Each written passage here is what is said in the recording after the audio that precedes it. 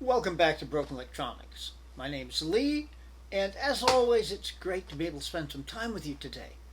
Now, things here are a little flipped around. Behind me is my 2010 Mac Pro. In front of me, though, yet again is a Power Mac. Now, hopefully we've got better quality in this video. The last time I tried to do this, I was recording everything on that Firewire iSight camera from the early part of this century. Now I'm using an HD Logitech camera. It's 720p, but it should give us better quality than what we had. So why am I here in front of the Power Mac? Well, this time the Power Mac in question is the Power Mac G5 Quad that I recently introduced. So you saw what the machine was about, how it was set up when I first got it. You also saw the upgrades that I did to it. And now we're going to see what the result of those upgrades is. What can this 15-year-old machine still do in the year 2020? What does it struggle with? And is it in fact a functional computer after all of these many years? If you've watched videos on this channel, you're probably going to know what my conclusions were anyway, but you can draw your own conclusions. And if you'd like to do that, please stay tuned. Well, welcome to Leopard. I'm trying to make use of a screen recording software called Screnium. This still exists today. It's by Scenium Software. It's a German company.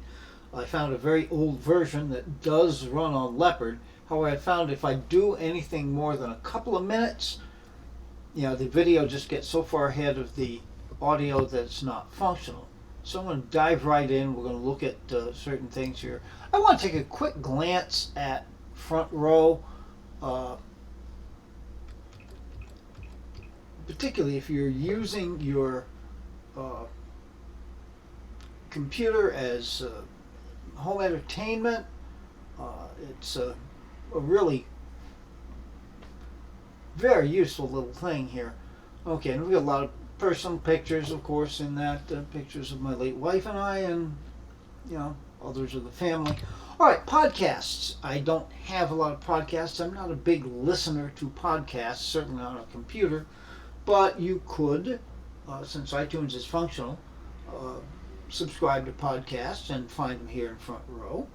You can also find all of your music here, shuffle the songs, music videos that may be there, various playlists. I mean, you can access your music here as opposed to going through iTunes. TV shows, I don't have a lot of TV shows. I mean, I've got television sets. I watch television on my television set. But again, you can get TV shows through iTunes, and iTunes is, at this point, still very functional. Movies, be interesting to take a look at the movies. I've got a whole bunch of movies on here. The movies folder. Go into the movies folder. Screnium. Oh, I know what that is. Okay, never mind. The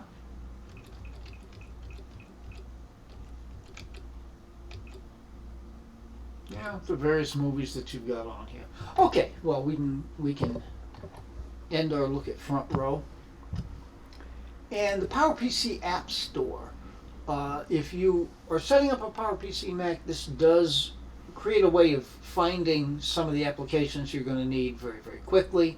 You can just Google PPC App Store and it'll come right up. It's not currently under development. If we look at about, we'll see, this is February 2018. And I've checked for updates. It has not been updated since 2018.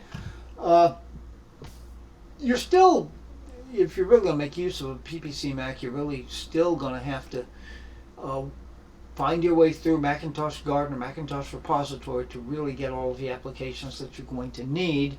But you can find a lot of them here very quickly. One of the interesting things, so look and think, if you have Tiger running, you can set it up, you can get it to look like Sierra or High Sierra. Or you can do the same thing with leopard. I'm not exactly certain why we'd want to do that. Making leopard look like mountain lion? I don't really see why anyone would want to do that, but hey, it's an option. It's there. Okay, so I'm going to now end this clip, and we'll come back and we'll look at the internet uh, options available. So please stay tuned. We're back again. Now, of course, if you're going to use a computer in 2020, you have to be able to access the internet, at least to some extent. Uh, and your basic access to an internet on a PowerPC Mac has got to be 10.4 Fox. Currently up to feature parity release 26, looking probably towards the end of this month at FPR 27. I'm not going to spend too much time with it. You can go to the Apple website and it comes up very, very quickly. 10.4 Fox tends to load on the slow side. I think that actually has more to do with 10.4 Fox than it does to do with the PowerPC Mac. Not to knock 10.4 Fox, God bless them, and the fact that they give us a browser that actually works. There are very few websites that won't come up. The one that leaps to mind that I had trouble with is Patreon. I could go to Patreon. It opens the page, but you can't log in. You can put in your email address, you can put in your password, but you don't get the button to log in. So other than that, 10.4 Fox is very functional. Now, I usually go to CNN, and I have done that. It will play videos there. You can read articles. I try to avoid doing that just because it gets depressing these days, and this is not a politically oriented channel at all, so we'll stay away from that. I had a question about Facebook. Facebook does open very, very well here in 10.4 Fox. I wouldn't bother trying to watch the Facebook videos, although so many of those are actually available on YouTube anyway.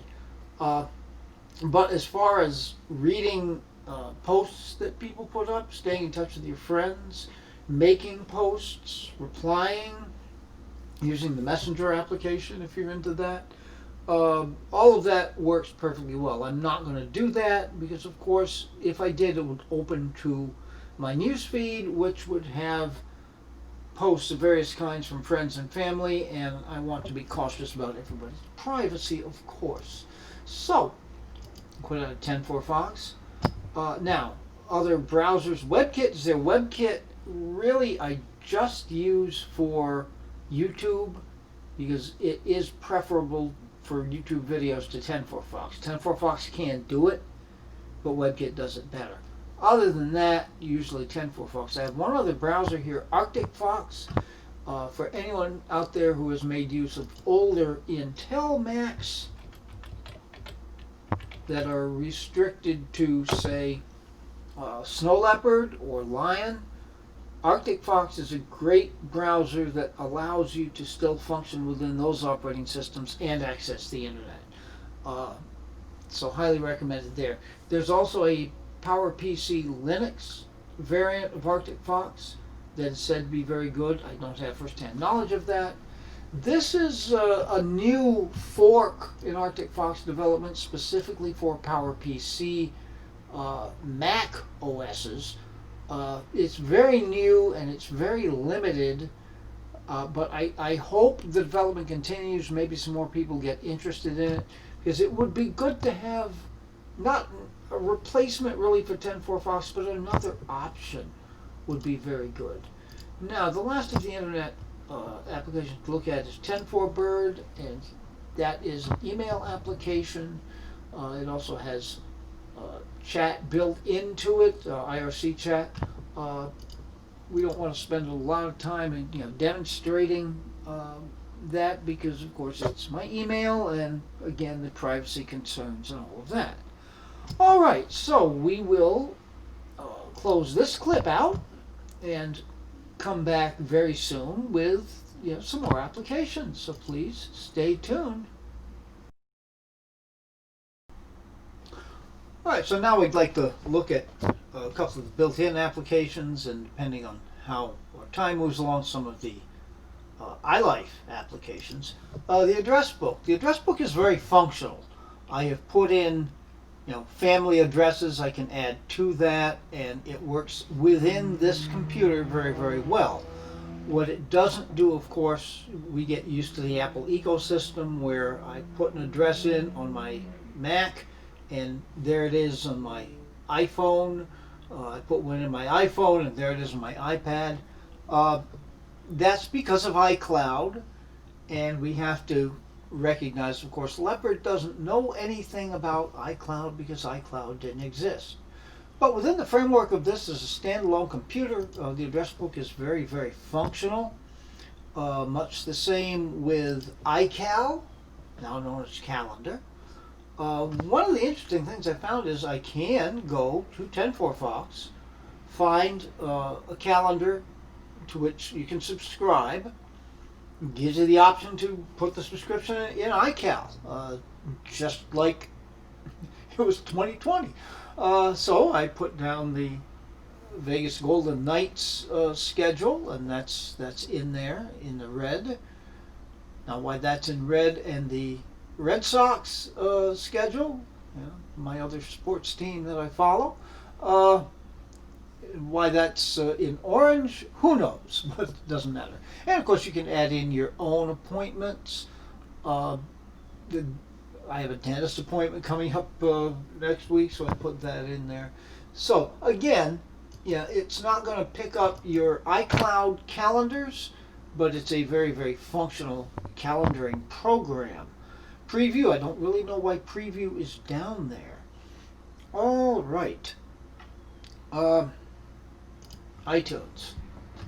iTunes is a big hit here. You can get all, Front Row showed all of this. In the music that's on Front Row is the music from my iTunes calendar, both things that I have purchased and things that I have imported my own music. We'll take a quick listen to one thing here.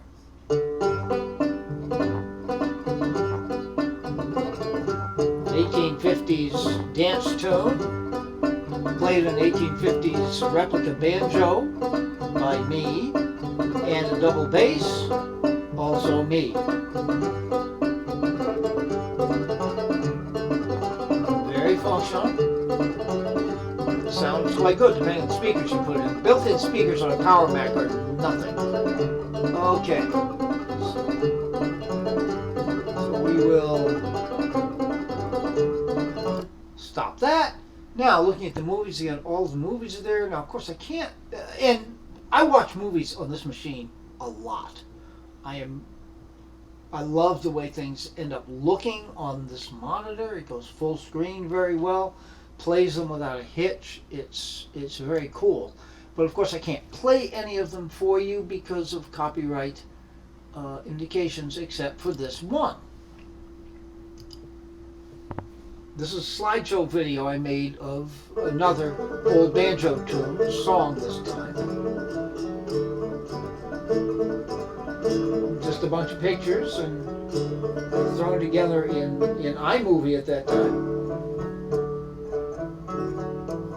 And this video, by the way, is on the channel because I started out doing just music videos on YouTube. The boatman sing, the boatman's up to everything. When the boatman gets on shore, he spends his money and he works for more.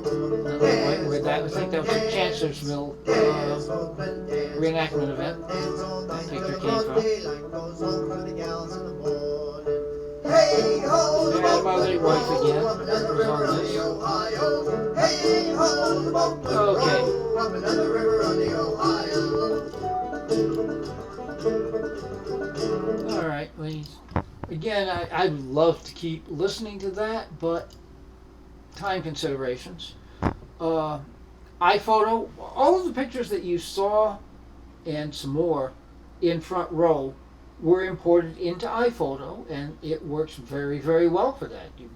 As long as you get your pictures onto the computer, it will import them and keep them in the iPhoto library.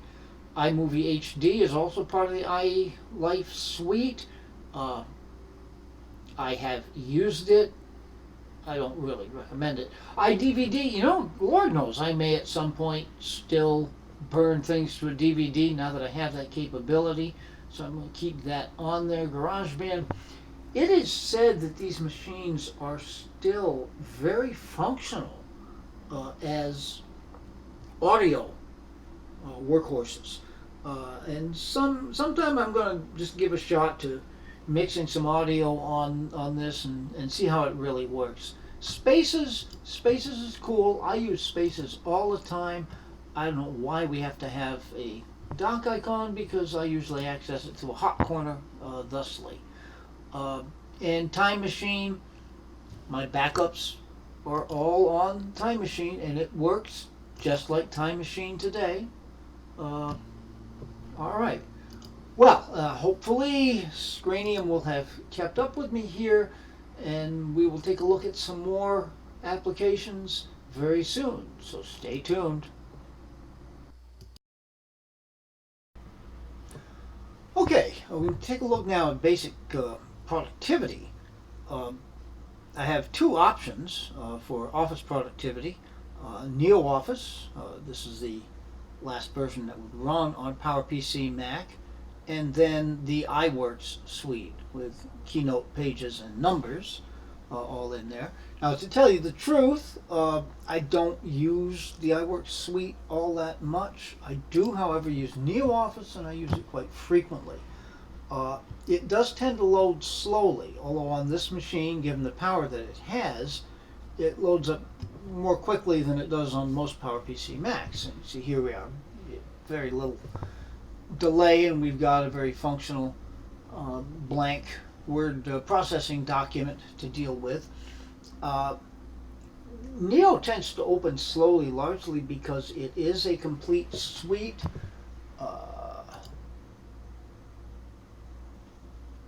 Text document, spreadsheet, presentation, aka PowerPoint, a drawing application is in there, database. Yeah, you can use it as an HTML writer. I wouldn't recommend it. But that entire suite is now open, and I can open up other components of the suite if I wanted to work with a spreadsheet, for example, side by side with the document here. I could work with it. And, again, the power of this machine, this works just as well as the newest NeoOffice on a brand new Mac, to tell you the honest truth. So, very, very happy with that. Another thing in terms of productivity, the print shop. Now, I'm not even going to open print shop, because in order to really open it, it is dependent on a CD. I do, in my documents, have in there somewhere the print shop Mac OS CD image. If I just mount that through Toast, then I can do all kinds of things. You make business cards with it. I use it for online greetings very, very frequently. VLC, no. I'm not going to delete it from the computer, but there's no need for the dock icon. I put it on thinking it might be preferable really to QuickTime, but QuickTime 7.7, which is the most recent version that will run on a PowerPC Mac, does everything VLC does. It does some things VLC can't do. So I don't really see the need to have that. Carbon Copy Cloner. Now, you've seen Carbon Copy Cloner quite frequently, because I use it very often to clone one disk onto another disk. Very often if I'm transferring installations of an operating system. Now, back in the day, when I had my first Mac, which was an iMac G5, running Panther. Carbon Copy Cloner was the gold standard of backups. I did my backups using CCC. Today I don't, if only because you've got Time Machine available, and Time Machine is very, very easy to use and works in the background all the time. So we don't need to worry about it. But Carbon Copy Cloner is still a very, very valuable application to this day. For a modern copy of Carbon Copy Cloner, it costs about $40. I pay that gladly, and I'm very glad to have it available. This old version will just run. It doesn't even ask for anything. Final Cut Express, I am probably going to try this once again. I used that. It was a very frustrating exercise in editing video. I put that down more to my own inexperience with Final Cut Express. Also the fact that there were software updates for Final Cut Express about which I was not aware that have now been installed. And of course, Screenium. Let me take a quick look at About Screenium 1.5.1. Now, when I found this and saw that it seemed to work, I found that the trial version would only allow 30-second snippets. So I actually, went to the website. I wrote Screenium support and asked if there was, if it would be possible for me to buy a license to use Screenium 1.5.1. And God bless their hearts, they answered me back within a day and told me, well, no, we really can't sell you a license for so old a piece of software. Here's a license key. They just gave it to me. I thought that was pretty cool. And it does work as long as I keep these clips, under 5 minutes, it seems. All right, so I've got one more thing I'm going to get at here, so please stay tuned. And welcome back. We see things look a little bit different. What I've done, of course, I've got the system preferences opened up here. I've increased the screen resolution to 2560 by 1600, which is the max resolution. And I love this resolution. I love having a lot of screen real estate. This is an immense screen anyhow, and this is a great way to take full advantage of it. I've been running instead in 2048 by 1280, and I'm going to demonstrate why. It's one of the glitches that I found in working with this machine. And we will now get into WebKit as well. WebKit is the browser really dedicated to YouTube primarily. YouTube is a very challenging site, but it opens up and it's really good. Okay, my videos, and we'll check out the most recent video.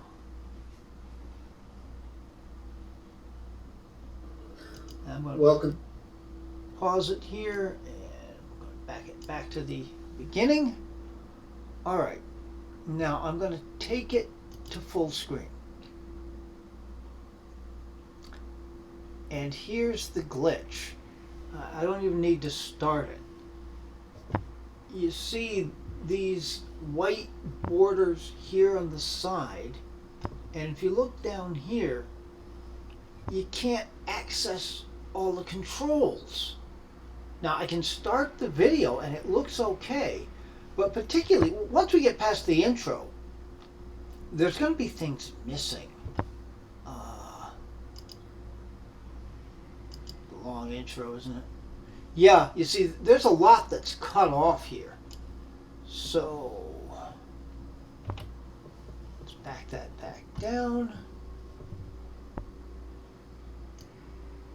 take that back to the beginning. Now I'm going to close that. And we're going to hope that Screenium doesn't freak out when I change the resolution. This was annoying. It was almost a deal breaker because I do watch YouTube a lot on this machine. However, through experimentation, I found if I back the resolution down, so it's still a decent resolution. Let's do that again with WebKit.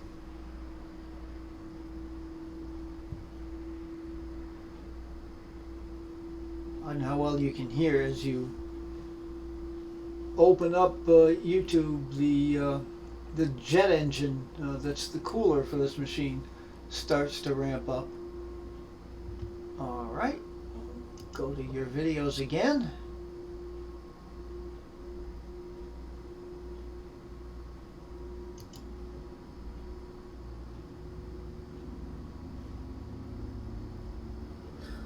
Welcome back to Broken Link. Okay, back to the beginning. And now we'll go full screen.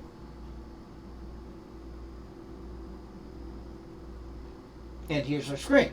Now, the boxing on the side here is purely the result of the camera clip from the webcam that I use for this. And we can start it up. I'm going to lower the sound a little bit so I can talk over it, and if you want to hear this video, of course you can go right to the video. I mean, I think that's a great picture right there. It's a new webcam, 1080p webcam. I'm really happy with that. At this PowerMac G5, which I picked up on Facebook Marketplace. Working very well. Alright, so we're going to try skipping ahead. But oh yeah, it was a long intro. I had a lot to talk about with this machine.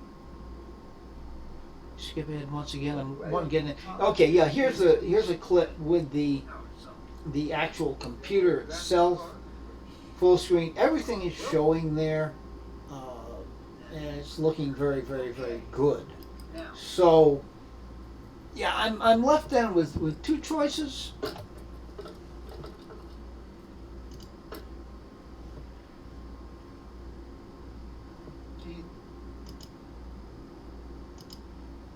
Come on. Yes, I'm left with two choices, really. I can go into System Preferences, boost go into Displays, increase the screen resolution for most things that I do. And then if I want to watch YouTube, I've got to open System Preferences and back it down again. Or just get used to this. I'm kind of working with that now. I don't know which I'm going to do, but it's a minor annoyance at most. All right, now other things. Dealing with Screenium. It's actually working pretty well to do these multiple little clips instead of the one long screen recording. The big problem is exporting things out of Screenium. It takes forever because it's basically got to render the clip. So a 5-minute clip is taking like 15 minutes or more to render out. So that's time consuming. And of course, then once you get it into Final Cut Express and you get your movie put together finally, the rendering out of Final Cut Express takes forever.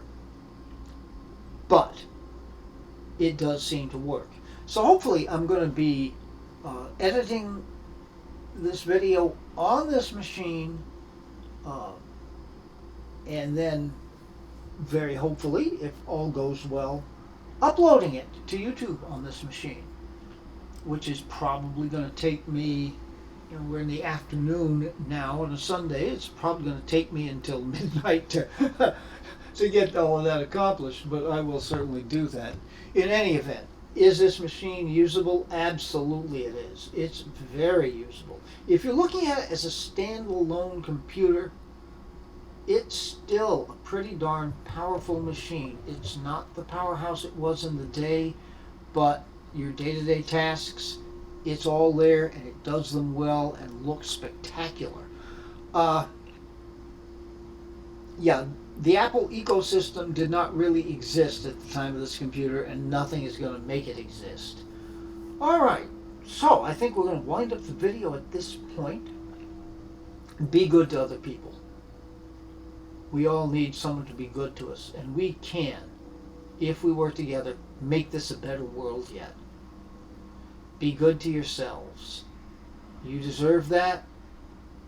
It starts from there, and we want you to enjoy the better world we're going to try to make, don't we? Until we get that world to be there, please take very, very good and careful care in these difficult times. We'll be back with you on this channel with more videos, even a couple more G5 related videos as well as other stuff, and that will be really soon. Until that time, this has been Broken Electronics.